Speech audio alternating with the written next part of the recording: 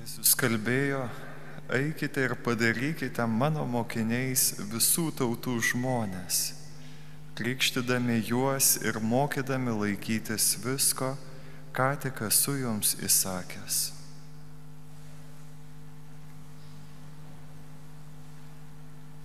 Vardan Dievo Tėvo ir Sūnaus ir Šventosios Dvasios. Amen. Viešpaties Jėzaus Kristaus malonė, Dievo Tėvo meilė ir Šventosios Dvasios bendrystė tebūna su jumis visais. Sušaukė Dievas mus šiandien švęsti gyvenimo, švęsti prisikėlimo, švęsti pašaukimo iš nuodėmės, mirties į gyvenimą, į naują gyvenimą.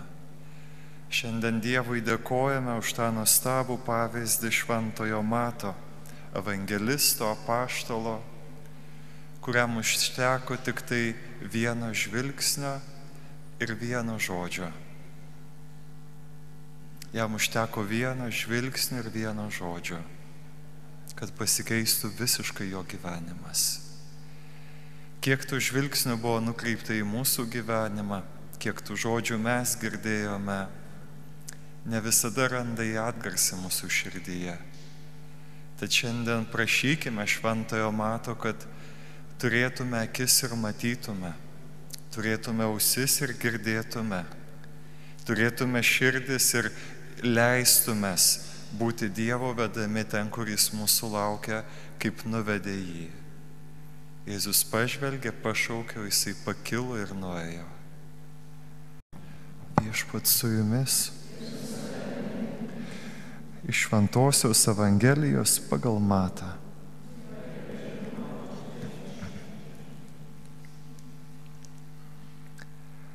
Keliaudamas Jėzus pamatė muitinėje sėdintį žmogų vardu Matą ir tarė jam: eik paskui mane. Šis atsikėlė ir nuėjo paskui jį. Kai jis Mato namuose sėdosi prie vaišių stalo, ten susirinko daug muitininkų bei nusidėjėlių, kurie susėdo šalia Jėzaus ir jo mokinių.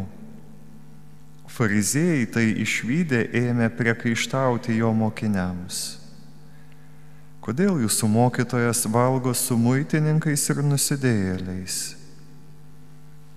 Šitai girdėdamas Jėzus atsiliepė: nesveikiesiems reikia gydytojo, o ligoniams. Eikite ir pasimokykite, ką reiškia žodžiai: aš noriu pasigailėjimo, o ne aukos. Aš ir atėjau kviesti ne teisiųjų, bet nusidėjėlių. Tai viešpaties žodis.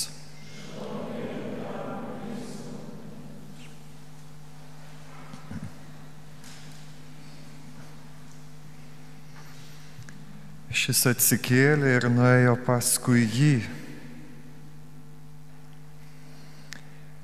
Jei Matas būtų žiūrėjęs į save, o ne į Jėzų, jis turbūt niekada nebūtų atsistojęs nuo to stalo, o gal būtų ėjęs į dar blogesnius dalykus.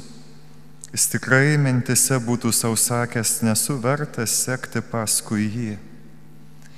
Tas žodis, kuris mums nieko nesako iš tiesų lietuviškai iki galo, pakilti, tai kad jis atsikėlė, turi tą pačią šaknį kaip Kristaus prisikėlimas. Anastas ir anastazis tai yra prisikėlimas. Tas pats žodis, ta pati šaknis. Tas žodis, kad jis atsikėlė, reiškia, kad jisai atsibudo. Jisai pagaliau pakeitė visiškai savo gyvenimo kryptį. Jėzaus žvilgsnis ir žodis turi galę pakelti mus iš gulimos padėties, nes tai reiškia tas žodis anastazis. Prikelti iš numirusio. Padaryti taip, kad kas nors atrodys tarsi naujai gimęs iš naujo, naujam gyvenimui. Ar tu patiri tai? Broli, sesė, kiek metų lankaisi mišiose? Ar patiri tai, kad naujai mastai, naujai keliesi kas rytą, naujai žvelgiai į žmonės, naujai klausaisi kitų problemų, naujai vertini dalykus? Jeigu ne, tada reikia pasitikrinti šiandien, į ką iki šiol žiūri. Ar tikrai į save, ar tikrai į Jėzų? Į ką žiūri? Į ką? Į save ar į Jėzų? Nes jeigu žiūri į Jėzų, tu viską matai naujai. Nėra tavęs, yra tik tu persmelktas visas meilės. Jeigu žiūri vis dar į save, tai esi liūdnas žmogus šiandien, liūdniausias žmogus. Jeigu žvelgi į Jėzų, rizikuoji būti laimingiausiu žmogumi pasaulyje.